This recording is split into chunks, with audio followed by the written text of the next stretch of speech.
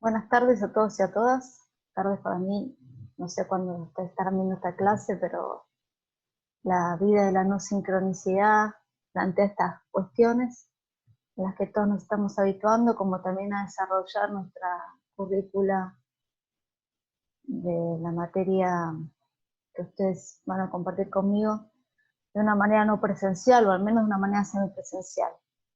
Mi nombre es Laura Durán, van a ver conmigo algunos contenidos, soy adjunta de la cátedra, así que les doy la bienvenida, nos doy la bienvenida a todos y a todas a esta nueva manera de cursar nuestra materia, a esta posibilidad de encontrarnos más allá de las vicisitudes que está planteando este nuevo panorama a nivel mundial. Así que vamos hoy a empezar a hablar de algunos contenidos que solemos dictar en las primeras clases, que tiene que ver más con la filosofía del cine y de la industria y del cine y la industria cultural o la industria cultural. Ahora vamos a ver, yo voy a poner algunas pantallas para que veamos de qué estamos hablando, eh, para poder reflexionar y ir pensando entre todos. Después vamos a dejar algunos textos para que ustedes lean también colgados en nuestra página. Así que, en principio, el planteo es cine, arte, medio, industria.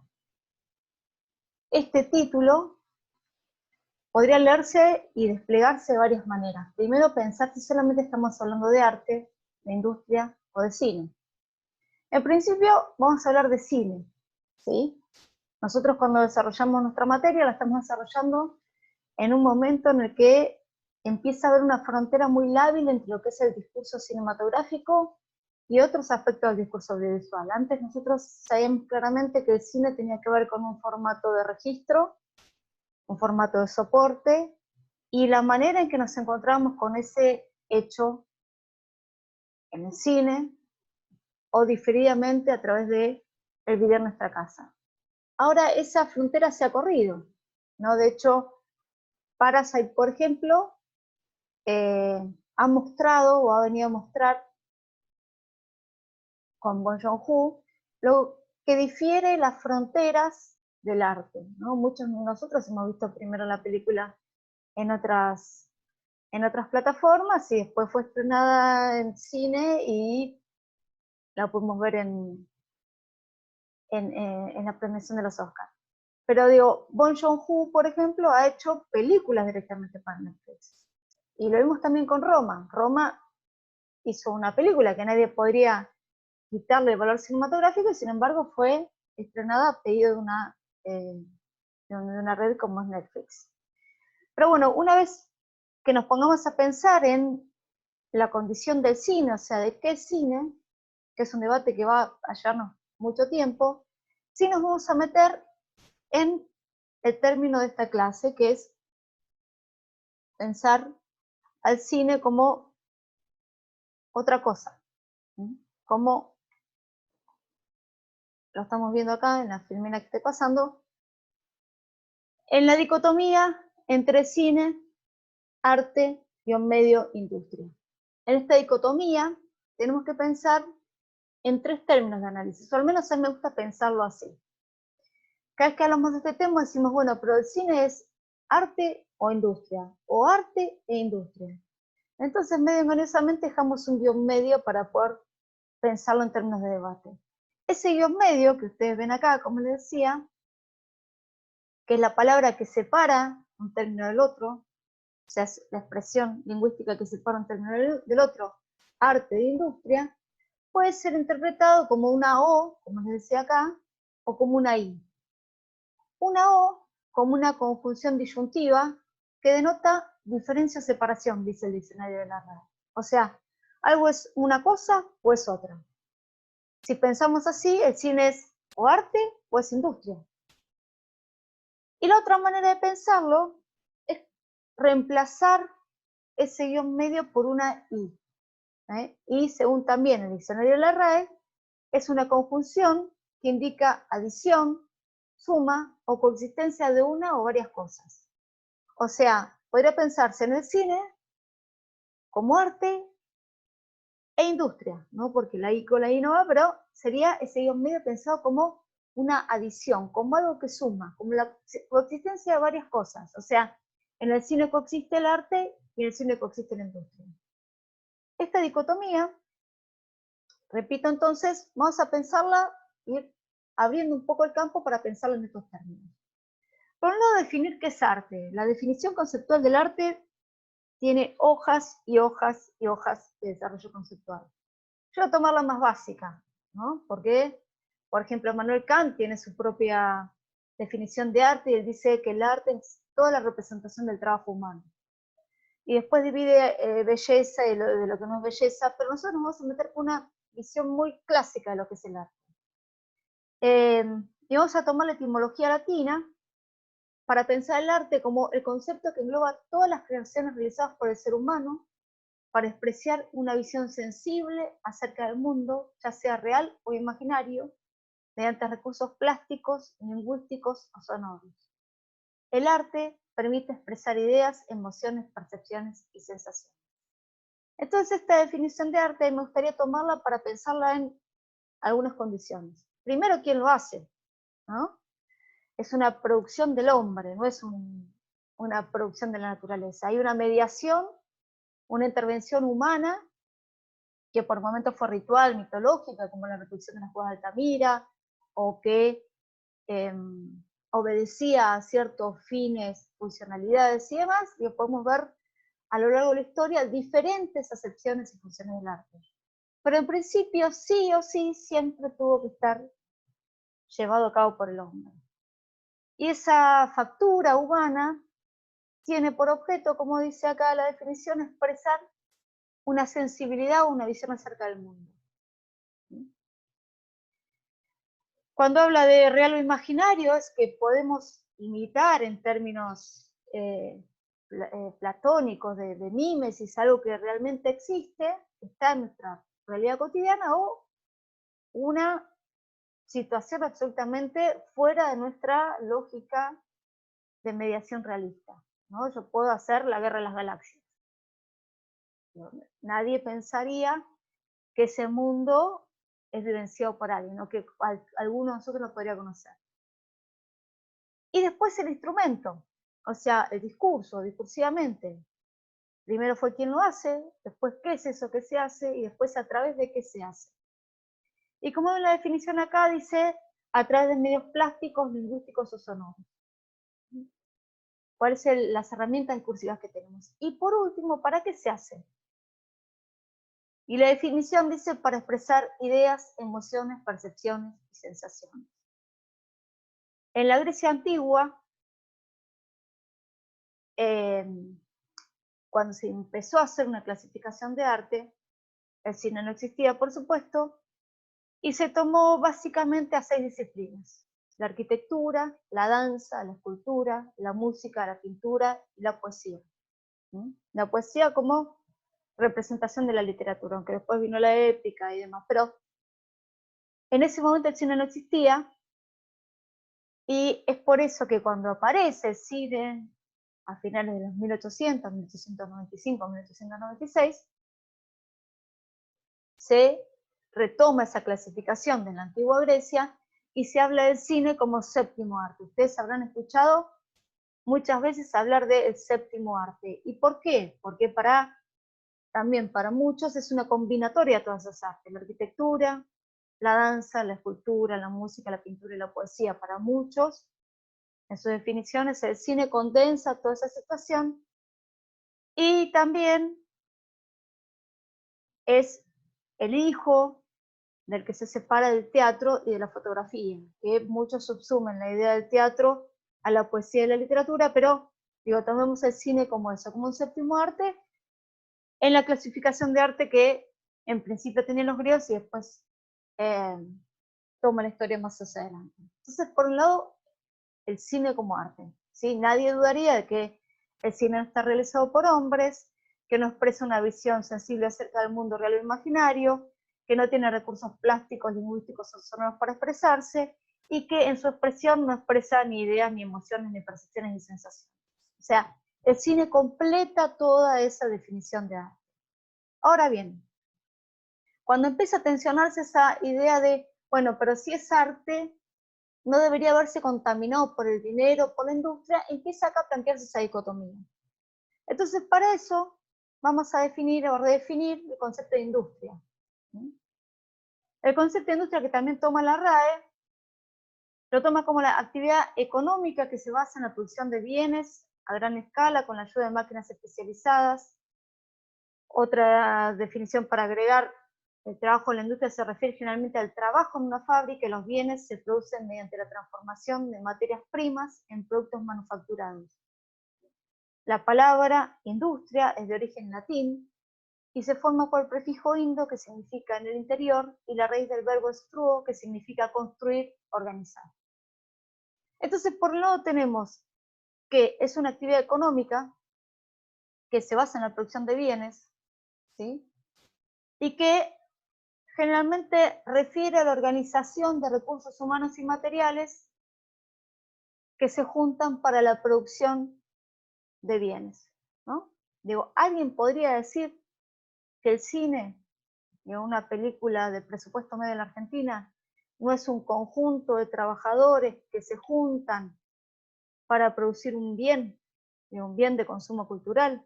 Bueno, el cine tiene eso de industria, esa fuerza de organización de trabajo a la que hay que sumarle también capital y financiamiento. Digo, pues yo tranquilamente me puedo sentar en mi casa a escribir una novela que no necesita ni capital ni financiamiento, solamente necesita los medios de subsistencia para su propio escritor. Entonces nadie pensaría en la novela como una industria. Pero sí se piensa en la industria de la literatura como una industria cultural. Dicho esto, tendríamos que pensar en qué lugar se sitúa el cine y la producción audiovisual. ¿Es una actividad económica? ¿Es una fuerza de trabajo? ¿Qué bienes produce? Esas son las preguntas que nos vamos a tener que empezar a hacer y contestar entre todos, ¿sí? Democráticamente, entre todos y con una lógica que nos permita articular lo que cada uno de nosotros argumenta. Vuelvo a lo que decía hoy, cine o producción audiovisual. Ahora vamos a ver por qué. ¿Es una actividad económica? ¿Qué es una actividad económica? Una actividad económica es aquella actividad que genera un lucro, que necesita para esa generación de lucro una inversión, que se realiza a través de la inversión de capital y de trabajo, y que como fuerza trabajadora tiene a un conjunto de trabajadores. ¿Cuál es esa fuerza de trabajo? Como decíamos, los trabajadores, ¿y qué bienes produce? Películas, series, etcétera, etcétera. Entonces, vamos a pensar, vamos a dar un pasito más y pensar en el campo de las industrias culturales.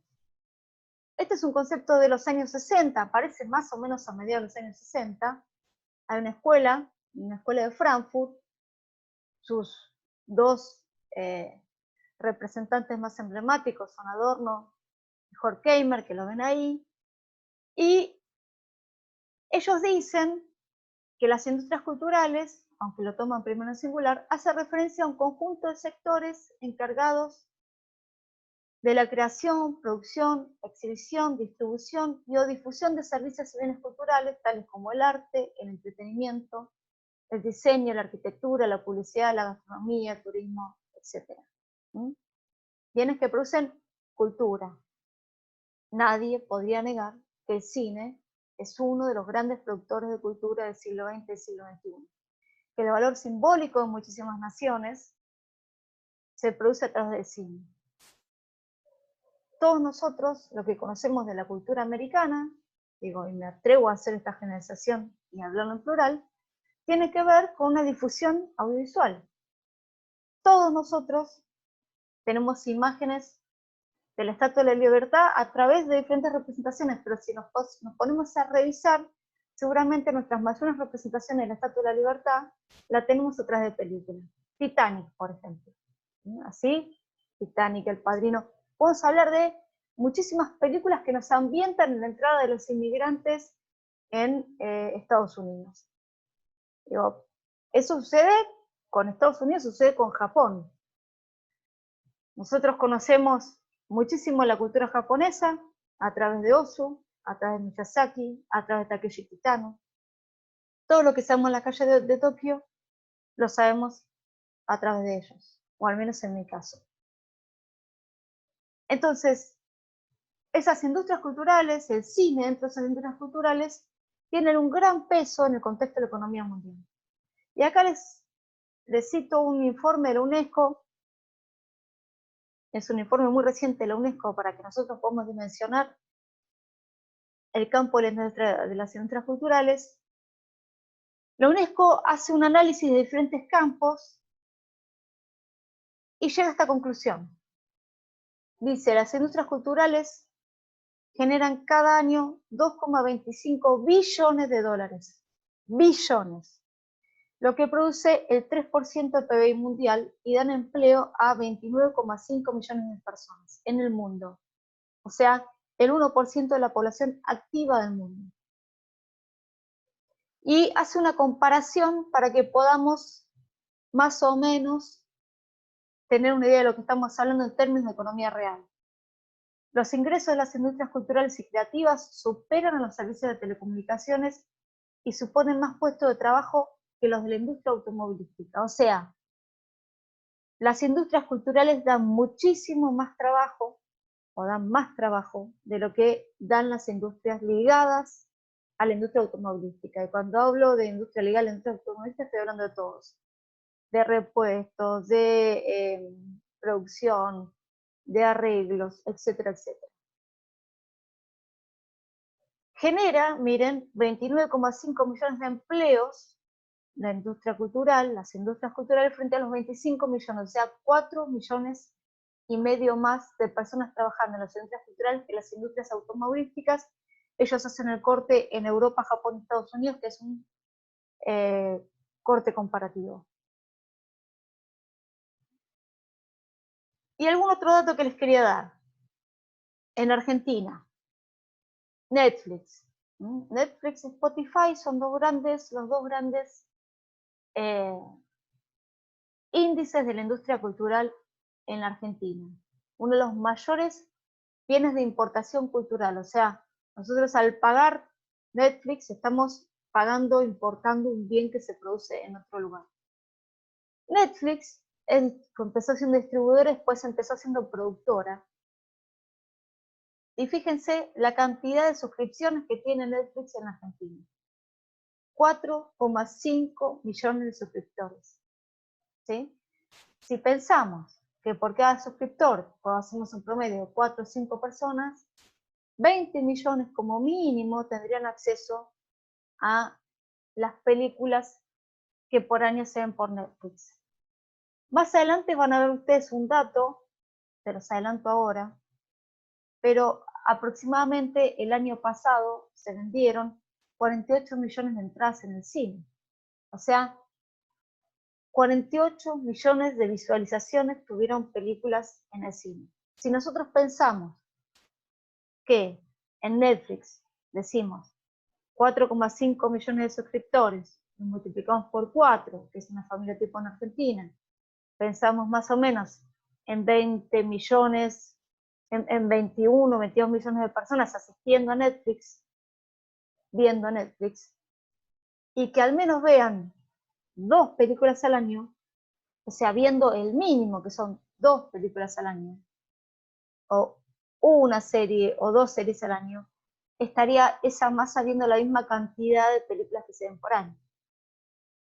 Esa proporción es infinitamente mínima, porque cada uno de nosotros ve por lo menos, no sé, 10, 20 películas al año en Netflix.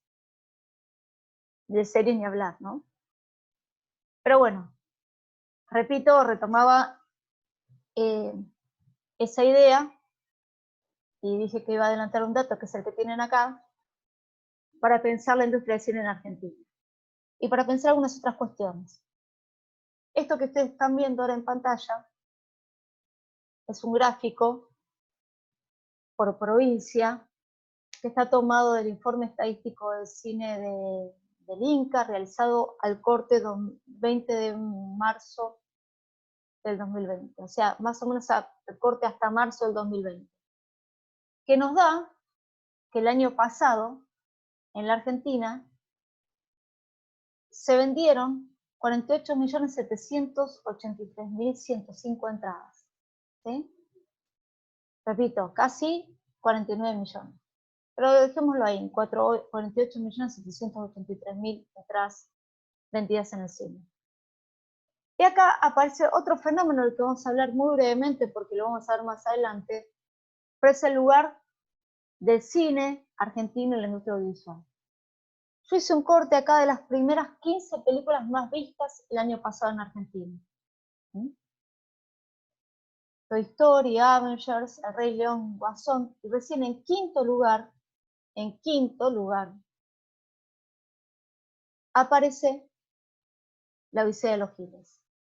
Si ustedes ven la pantallita que estoy marcando ahora con el cursor, no sé si lo ven, pero que es el origen de película, van a ver que son todas películas extranjeras menos La Odisea de los Giles. Y que de estas 16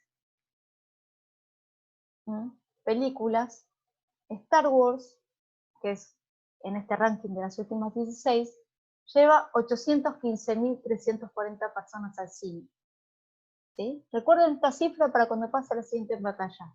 815.000 personas van, 340 van al cine a ver Star Wars, que es la película rankeada número 16 de las películas totales que se ven en Argentina. Mientras que La Odisea de los Giles, ustedes la ven acá, lleva 1.840.000. Paso a la próxima pantalla. Este es el total de las películas nacionales.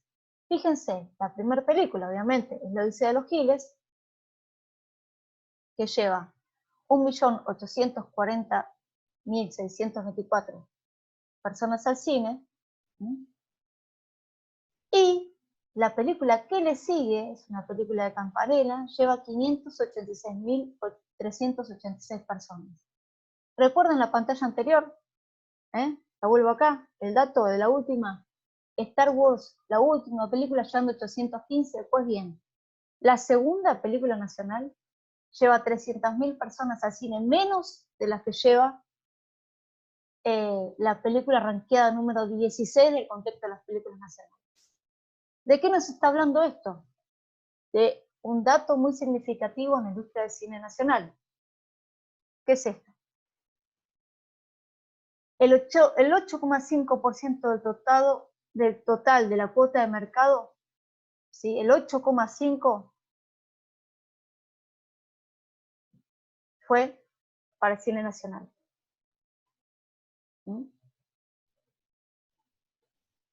Para tenerlo en términos de fines comparativos, el 2018 había cerrado en 6,5 millones y un porcentaje del 14,6%. O sea, del 8,5% de un año pasamos al 14,6% del año anterior. En el 2019 se disminuyó del 14,6% al 8,5% total del mercado.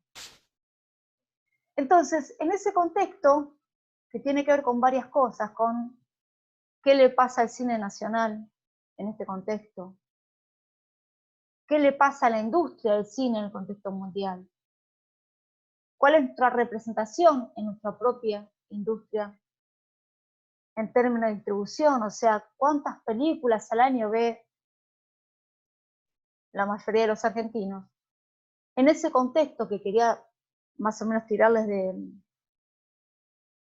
de trayecto de análisis, vuelvo a retomar esta idea que teníamos al inicio. ¿El cine es arte o industria? Y acá se vuelve otra cosa más. ¿El cine es independiente o no es independiente? Digo, esta dicotomía que nació casi en el principio de la historia del cine. Hay una película que es un gran éxito de pantalla,